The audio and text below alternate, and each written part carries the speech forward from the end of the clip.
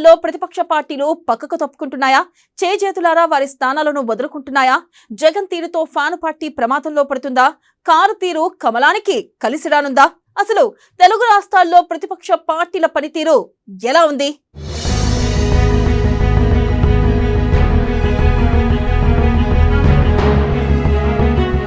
తెలుగు రాష్ట్రాల్లో ప్రతిపక్ష పార్టీల మధ్య ఆసక్తికర రాజకీయం.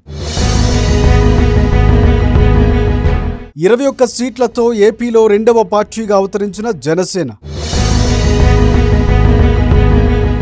వైసీపీని అణచివేసేందుకు జనసేన ప్రయత్నాలు. అసెంబ్లీ ఎన్నికల్లో ఓటమితో నైరాశ్యంలోకి బీఆర్ఎస్ స్థానాన్ని భర్తీ చేసేందుకు ముందుకు బీజేపీ. తెలంగాణలో బలం పెంచుకుంటున్న బీజేపీ.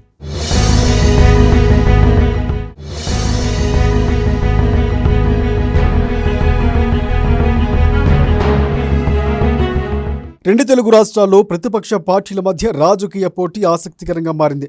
ఏపీలో అధికార పక్షంలో భాగమైన జనసేన 21 సీట్లతో రాష్ట్రంలో రెండవ అతిపెద్ద పార్టీగా విజయాన్ని నమోదు చేసుకుంది. స్వపక్షంలో విపక్షం మాదిరి జనసేన ప్రభుత్వంలో ఉండి కూడా ప్రజల తరఫున గలం వినిపించడానికి సిద్ధంగా ఉంది. అయితే 11 సీట్లతో ప్రతిపక్ష హోదా కూడా కోల్పోయిన వైసీపీ తమ పార్టీని ప్రతిపక్ష పార్టీగా గుర్తించి గౌరవించాలంటూ ప్రభుత్వంపై పోరాటం చేస్తూ ప్రజా సమస్యలపై నిర్లక్ష్య వైఖరి అవలంబిస్తోంది.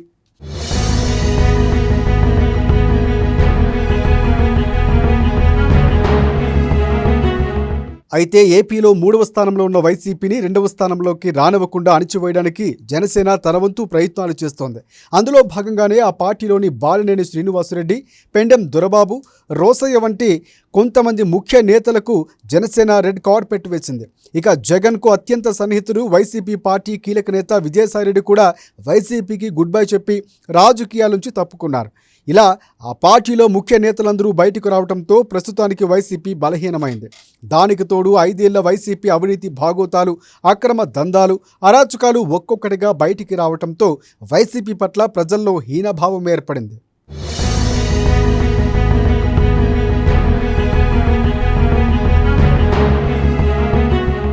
మరోవైపు విపక్ష పార్టీగా అసెంబ్లీకి వెళ్లి ప్రజా గొంతు వినిపించాల్సిన వైసీపీ తనకు హోదా ఇవ్వలేదనే సాకుతో అసెంబ్లీకి దూరం అయ్యి ప్రజల దృష్టిలో ఇంకాస్త దిగజారిపోయింది. దీంతో వైసీపీ కోల్పోయిన బలాన్ని ఆ పార్టీ బలంగా మలుచుకోవడానికి జనసేన సిద్ధంగా ఉంది.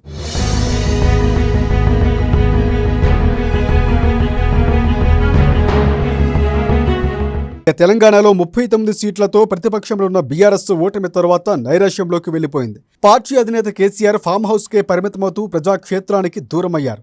దానికి తోడు కేసీఆర్ కూతురు కవిత ఢిల్లీ లిక్కర్ స్కామ్లో అరెస్ట్ అయి జైలుకి వెళ్లటం, గత 10 ఏళ్ల ప్రభుత్వం మీద అవినీతి ఆరోపణలు రావటం, కేటీఆర్పై ఫోన్ ట్యాపింగ్, ఈ ఫార్మా రేసు వంటి కేసులు నమోదవడం, ఇలా బీఆర్ఎస్ పార్టీ తెలంగాణలో సైలెంట్ అయింది.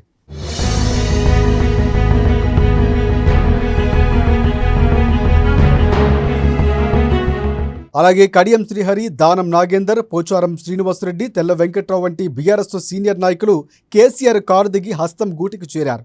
ఇన్ని అంతర్గత సమస్యల మధ్య పోరాడుతున్న బీఆర్ఎస్ ప్రతిపక్ష స్థానాన్ని కబ్జా చేయడానికి బీజేపీ ముందుకు వచ్చింది.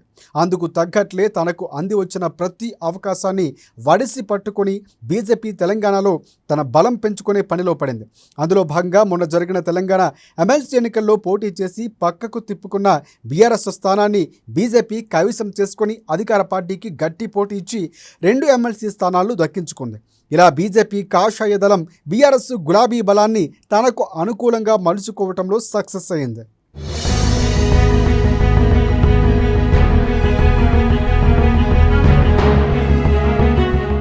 మొత్తంగా ఆంధ్రప్రదేశ్, తెలంగాణ 2 తెలుగు రాష్ట్రాల్లో వైసీపీ బలహీనతను తన బలంగా మలుచుకొని ఏపీలో వైసీపీని భూస్థాపితం చేయడానికి జనసేన, బీఆర్ఎస్ బలాన్ని తనకు అనుకూలంగా మలుచుకొని తెలంగాణలో ప్రతిపక్ష పాత్ర పోషించడానికి బీజేపీ సిద్ధంగా ఉన్నాయి. ఇలా ఈ 4 రాజకీయ పార్టీల మధ్య ఒకే రకమైన రాజకీయ పోరు నడుస్తోంది. ఇందులో ఏ పార్టీ బలం ఏ పార్టీకి బలహీనపరుస్తుందో తెలియాలంటే మరో సార్వత్రిక ఎన్నికలు జరగాల్సిందే.